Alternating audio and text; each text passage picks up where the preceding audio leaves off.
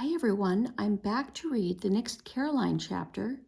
This chapter is chapter 4 called Danger on the Ice, and it is from A Surprise for Caroline, Book 3, Chapter 4 called Danger on the Ice.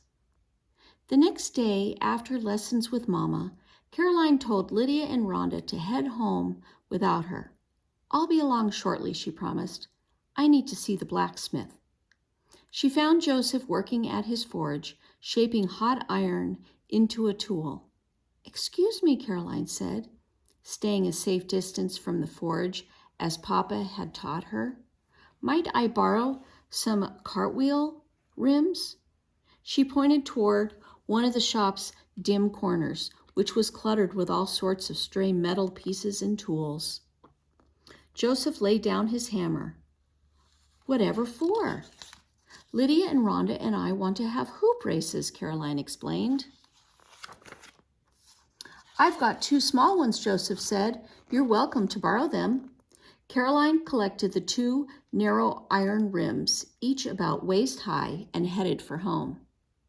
"We need 3 hoops," she thought, "or it won't be any fun." She tried to think. Suddenly she smiled. She knew where there was another hoop.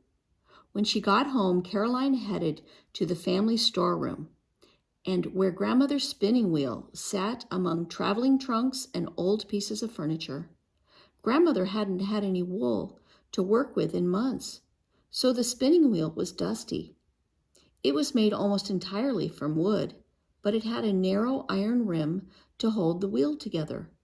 The unheated storeroom was so cold and dry that the wood wheel had shrunk a little. And when Caroline pulled the iron rim, it easily slid from the wheel. She grinned. Perfect. With the hoop in hand, Caroline hurried downstairs and joined the other girls. "I've got 3 hoops," she said triumphantly. "We're all set." Once they left home, Caroline led the way down the lane away from the busiest streets. With so many new ships and forts and storehouses being built, men had cut trees all around the village. Logs, planks, and bricks were piled here and there, ready for work crews.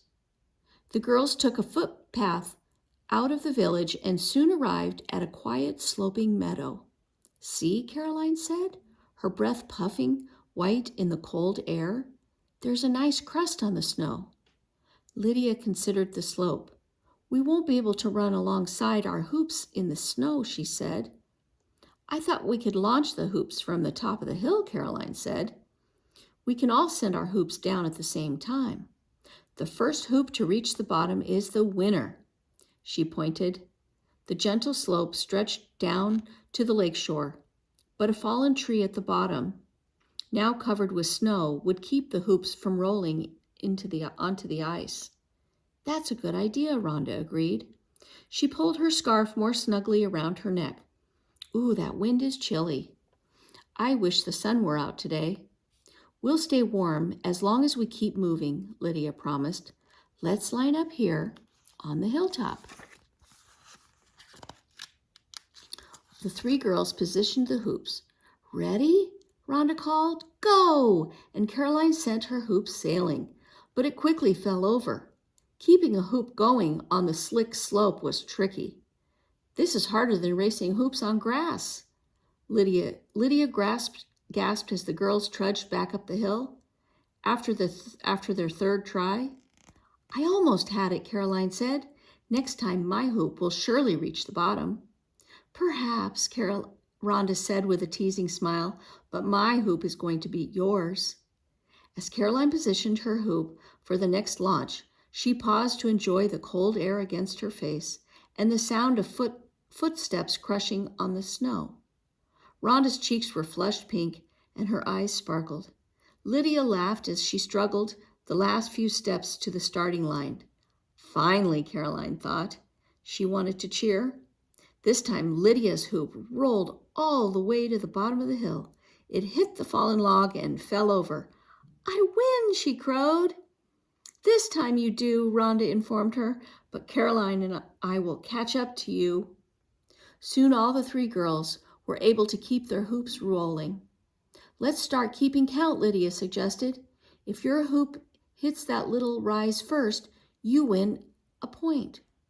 For each time the count stayed close, each girl had a chance to cheer as her hoop reached the target first. Slowly, though, Caroline fell behind.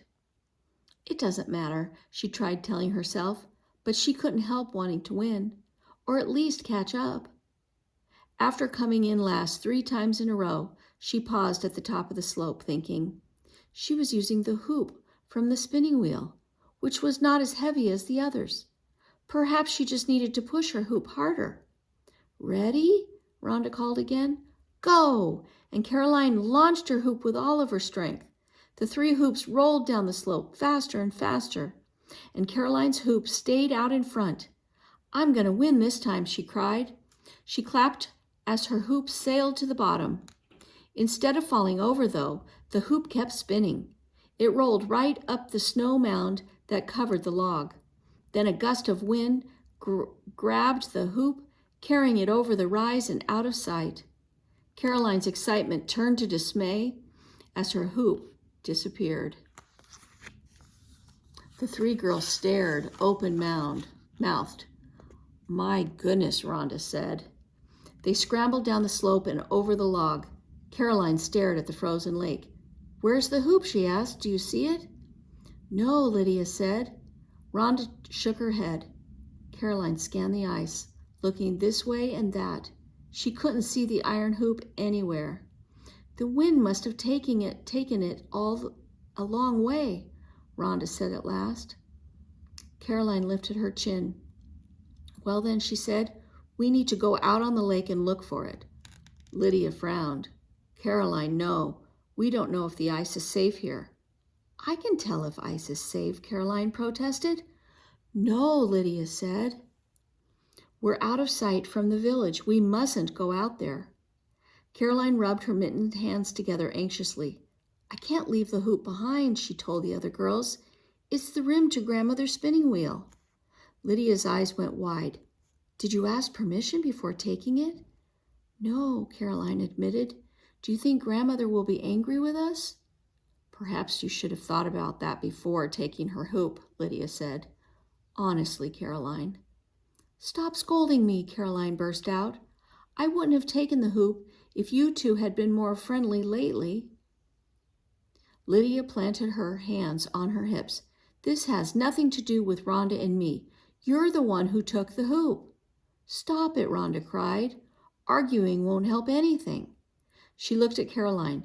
You'll have to tell your grandmother what you did. The other girls, scolding, just made Caroline feel stubborn. What I have to do, she retorted, is find the hoop. It couldn't have gone too far. We're not going out on that ice, Rhonda insisted. I agree, Lydia added. Listen, Caroline, we're older than you and... I don't care if you're older than me, Caroline yelled. I know how to read ice. I'm going to look for that hoop, whether you like it or not. Lydia and Rhonda exchanged a troubled glance. Are you coming with me? Caroline demanded. She stared at the other girls, daring them to say no. No one spoke.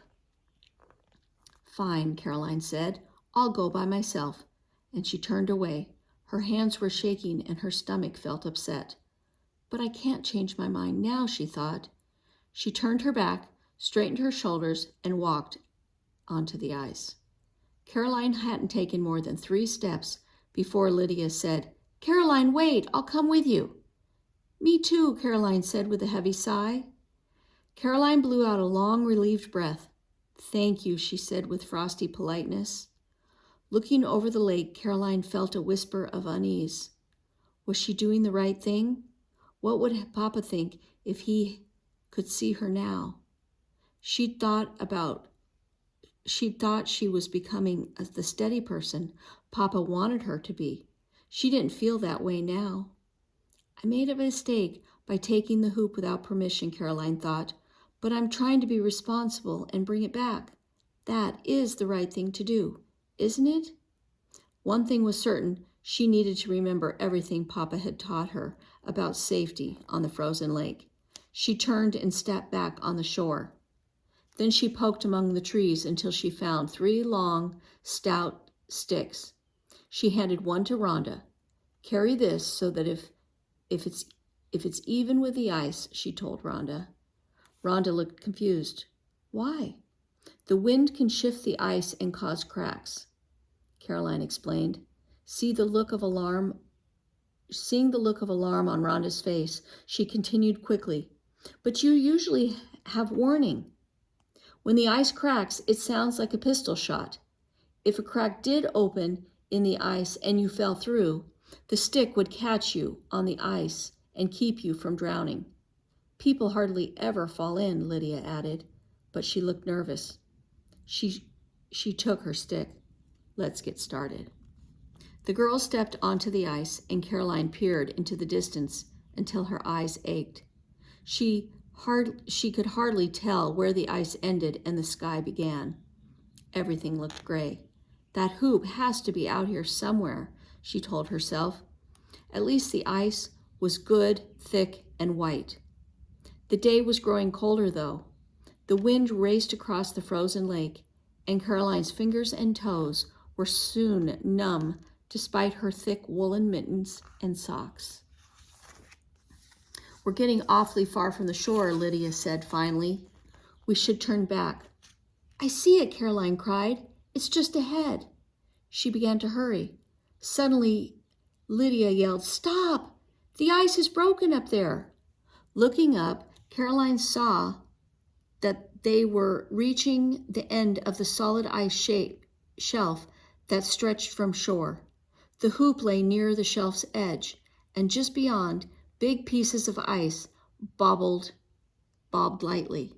Jagged ribbons of open water appeared and disappeared between the cakes of ice as they jostled together.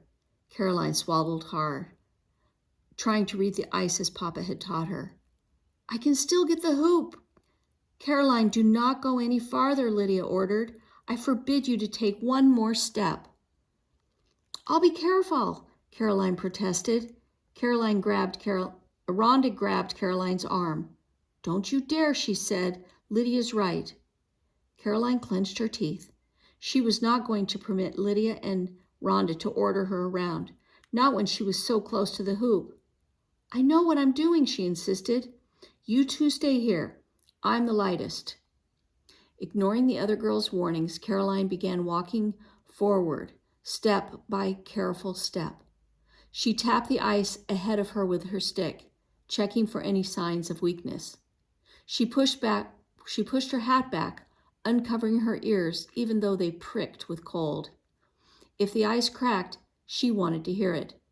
One step, another, one more. Caroline concentrated on her goal. 3 more steps. She was there. Caroline stooped and grabbed the iron hoop. "I have it," she thought triumphantly. As she rose to her feet, an extra sharp blast of wind almost knocked her down. Then came a deafening crack sound, louder than a gunshot. The ice lurched beneath Caroline's feet. She struggled to keep her balance. "Caroline!" Lydia shrieked. Caroline looked back toward the shore and was horrified to see a narrow channel of water, black and threatening, open between her and the main ice shelf. She stood now on the loose piece of ice about the size of her bedroom floor. "Can you jump over the water?" Rhonda cried. "No," Caroline called fearfully. "This piece of ice is staying balanced because I'm right in the middle of it. If she moved toward the edge, her weight might tip the ice over, and she'd plunge into the freezing water." Lydia and Rhonda began a conversation that Caroline couldn't hear. With lots of pointing and gesturing, Caroline knew that Lydia would keep Rhonda safe. Lydia knew as much about ice as Caroline did. "No, Lydia knows more than I do," Caroline admitted miserably. She made a terrible decision. Now she was in terrible trouble. She tried to think, but her brain felt like slush, and fear made it hard to breathe.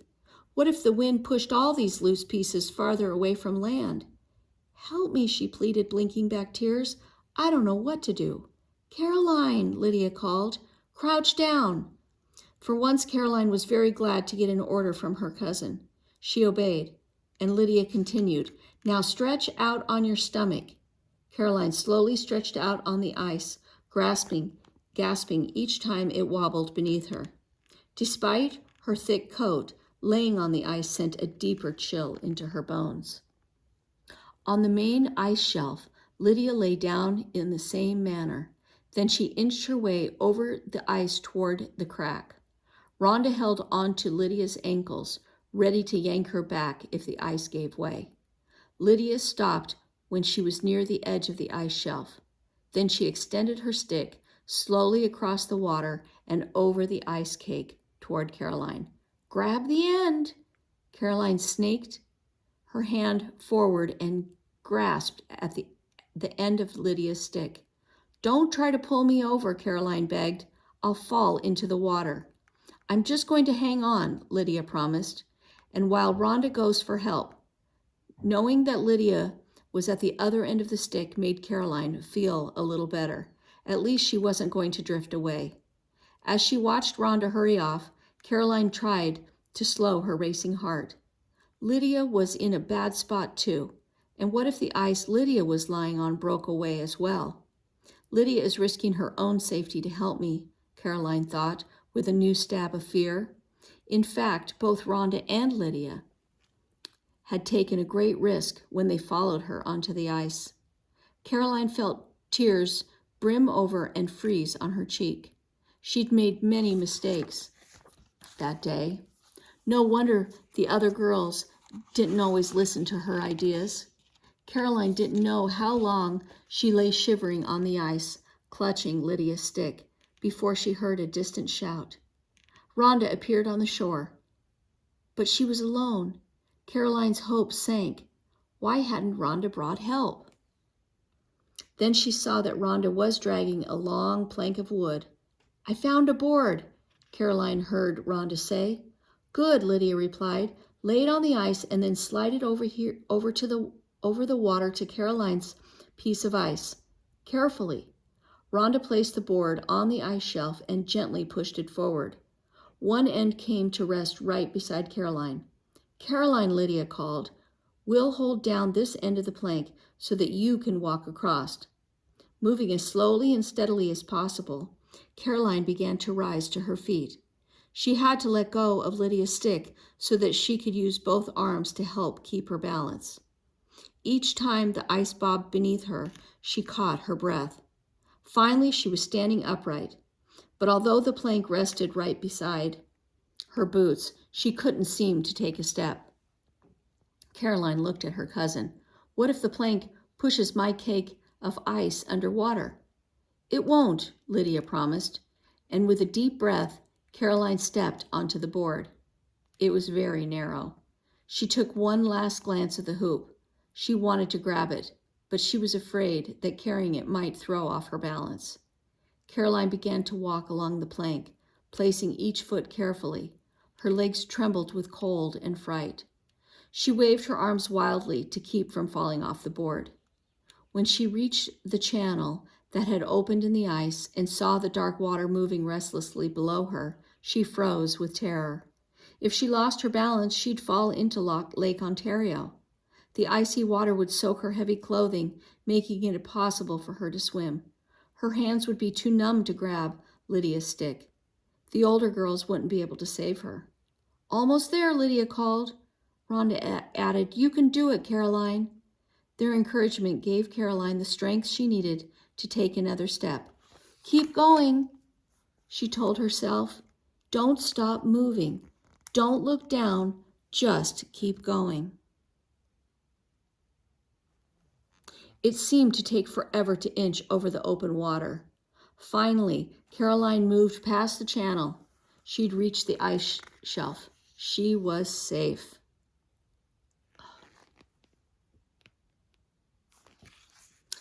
And that is the end of chapter 4. And next time we will read chapter 5. Hope you liked it.